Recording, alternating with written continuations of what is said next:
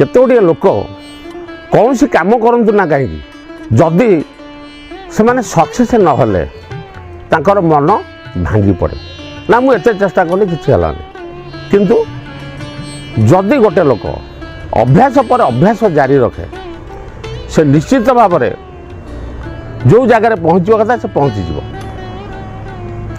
कहीं आपण मैंने देखु गोटे शिशु गोटे छोट छुआ 6 मास पर जिते से चलवा आरंभ करे कांथ बाड़ धरी से चले किंतु कांथ धर धरू से पड़ जाए से केबे रही जाए नहीं। अभ्यास बड़े शिशु जथा पड़ी उठई कहे कथा अभ्यास एपरी सामर्थ्य असाध्य करी पारे से साध्य।